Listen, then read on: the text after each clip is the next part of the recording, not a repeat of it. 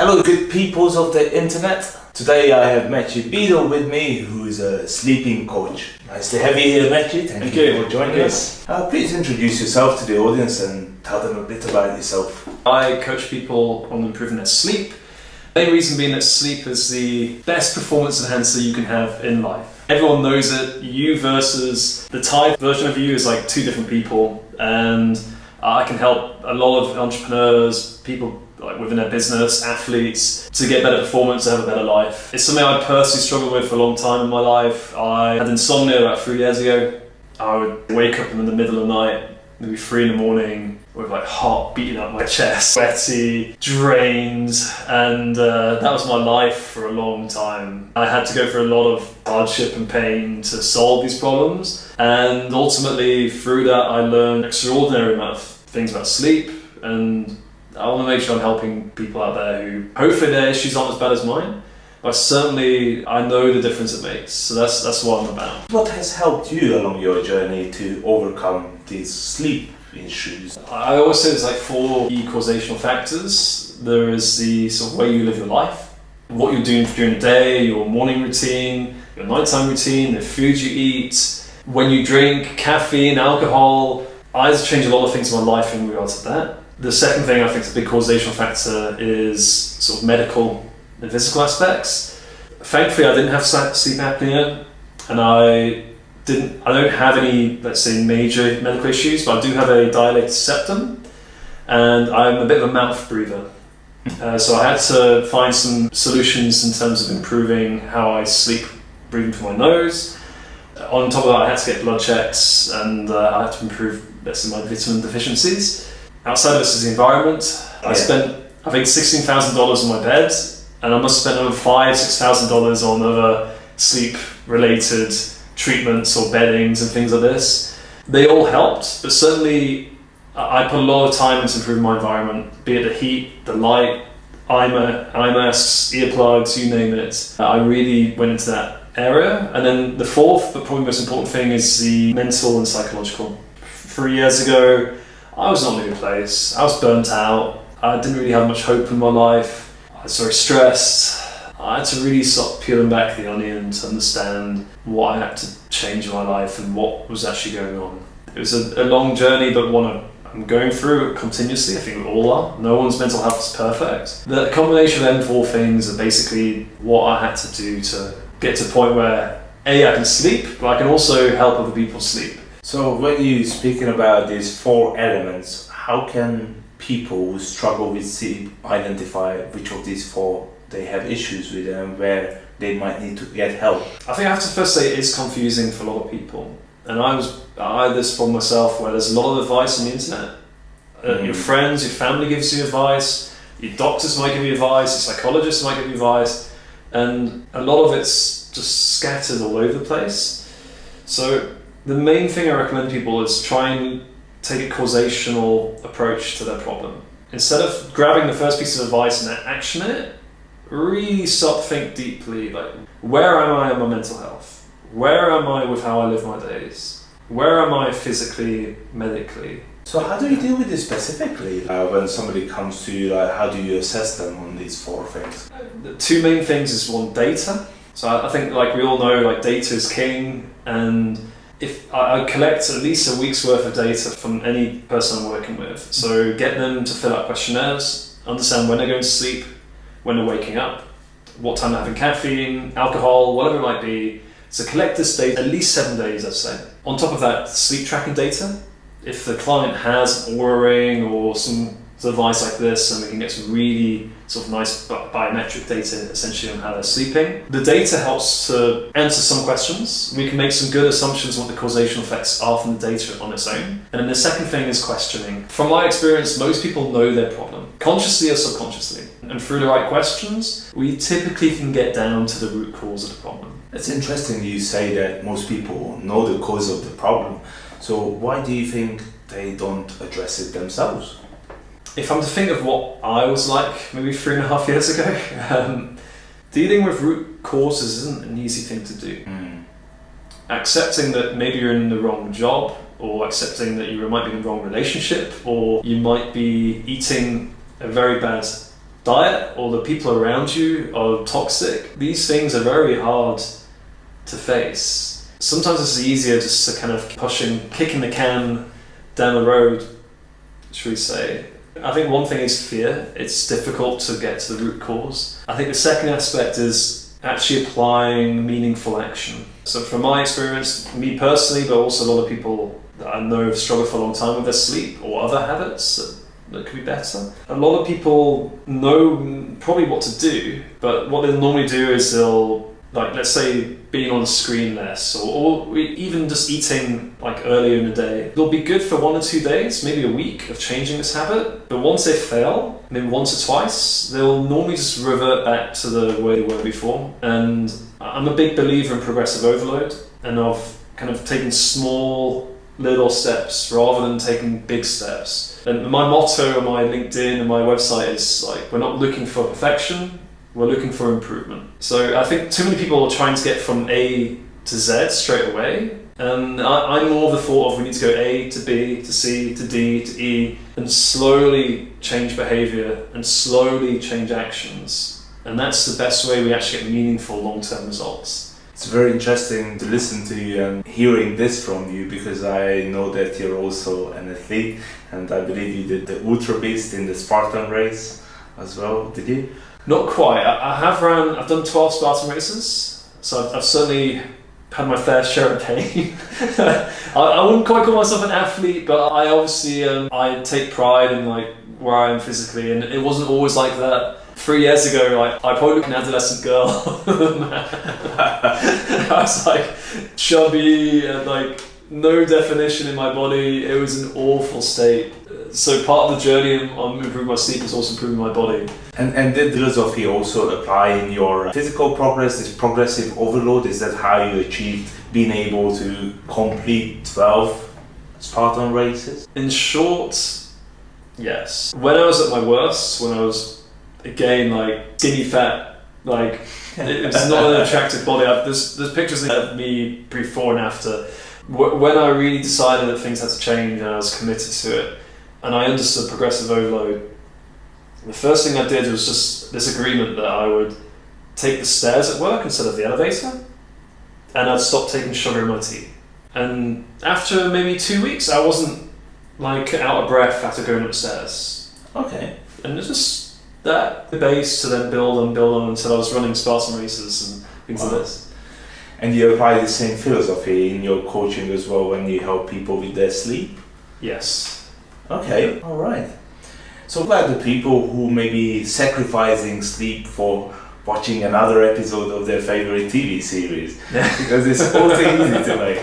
I mean, I've been there, right? There's so much good stuff on Netflix and and Amazon and all of this. Like it, and obviously amazing podcasts like this. there's so much that's in. It's a challenge. I think the immediate response would be, people don't value their sleep enough. But I think people generally know sleep's important. There's not that many people who don't rate their sleep these days. I think the general knowledge is out there. Part of it is there are some deeper meaning. When I do speak to people who are sacrificing their sleep to watch TV, computer games, whatever it might be, I always have to ask why they do it. What are the common answers? At first it might be, I really enjoy this TV show, but then I'll ask why again. And then normally the answer to this will be, it helps me feel relaxed and da-da-da. Why?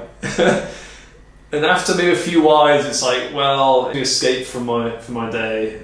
Right. And it's like, why is that? I'm saying it in a nice way then, I'm turning that.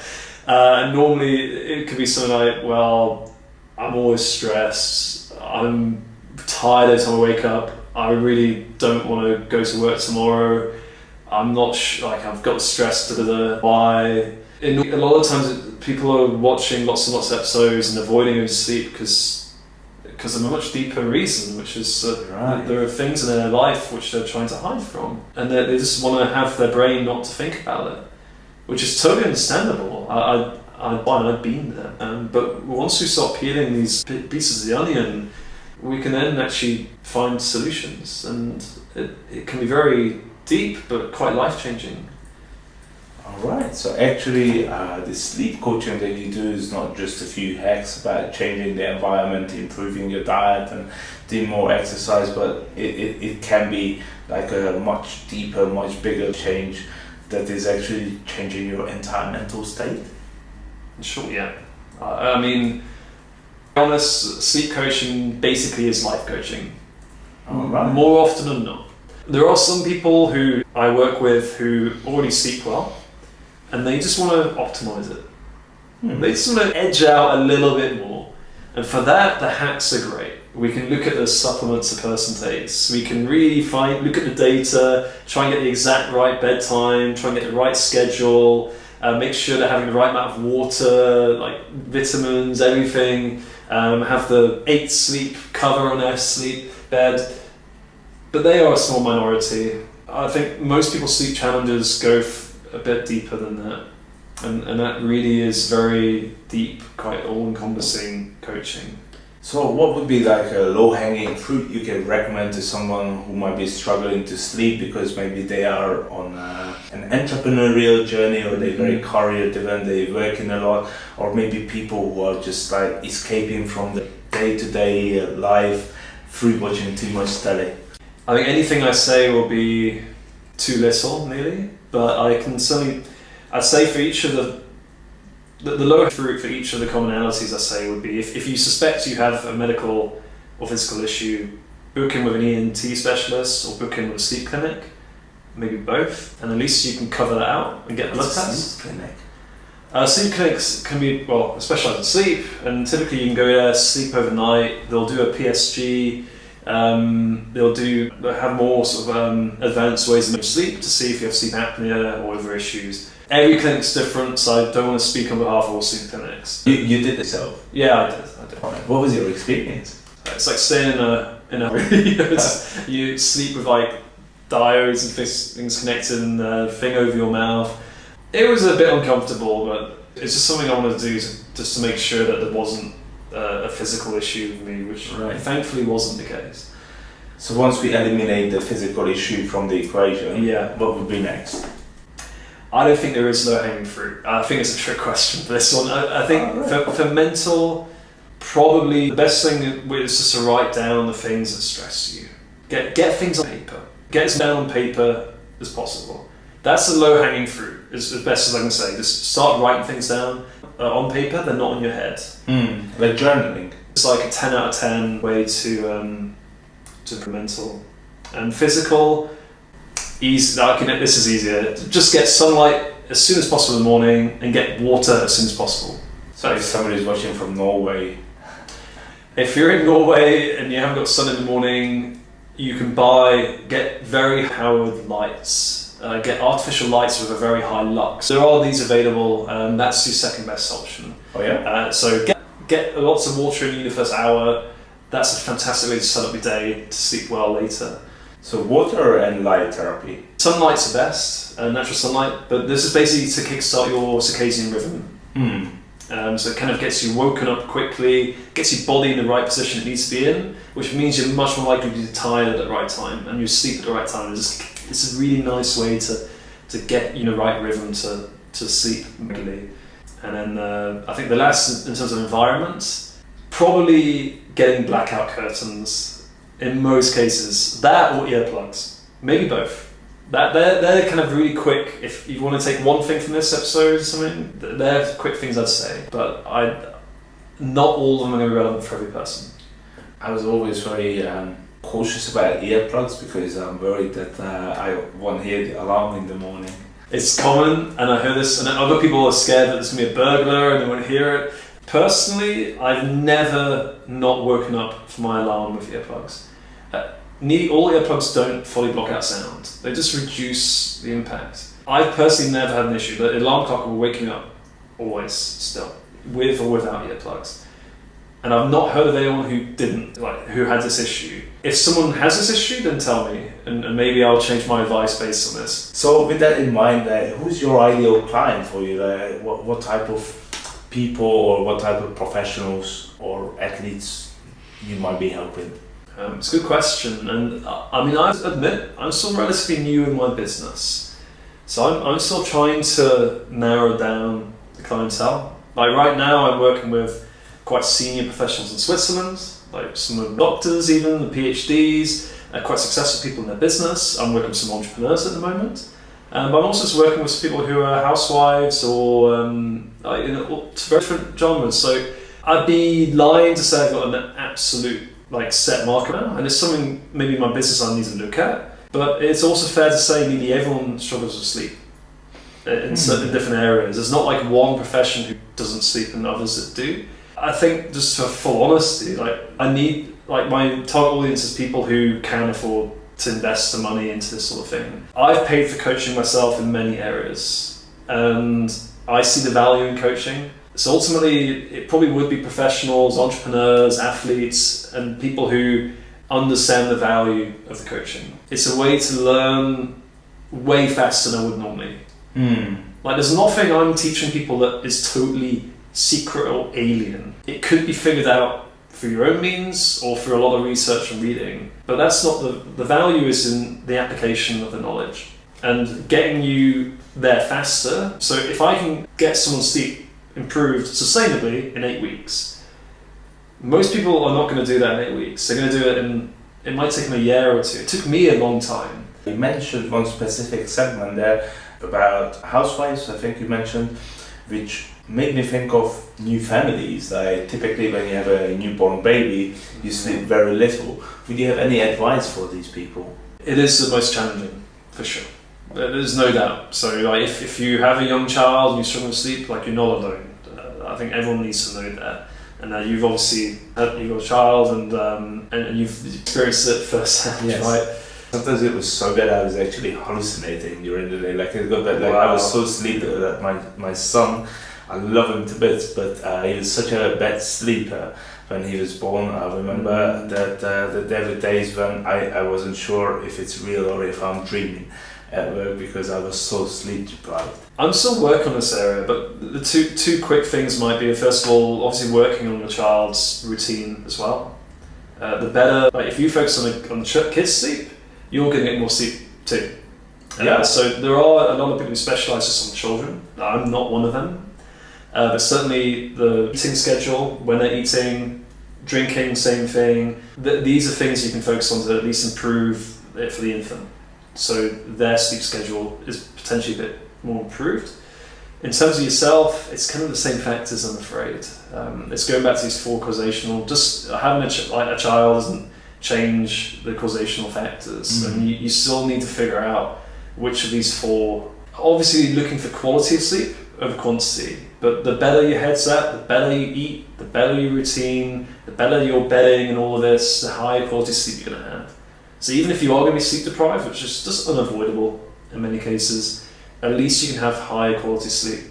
Talking of which, I know that there are different types of people who might need less sleep, and there are people who need the average amount, which is 7 or 8 hours. How can you determine which type are you and how much sleep is optimal for yourself? You can either get a genetic test, so you can figure out if you're a night owl or a morning lark, and roughly where you are in terms of the genetic pool for sleep needed.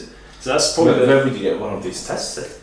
Depends on the country, I'm afraid. Right. So I've got certain providers I work with. So if anyone's worked with me, I'm happy to. Oh, okay. So you do this for the people actually. Yeah. Where I feel it's necessary for sure, as well as blood work, as well as looking at these things in more detail. The more obvious answer is just how you feel. If you can't get through the day without coffee, if you can't get through without yawning, feeling tired, needing a nap, kind of knowing you're not at your A game, and that's probably the best indicator you've got that you are not sleeping enough. Alright, so if you're not sleeping enough, do reach out to Matt.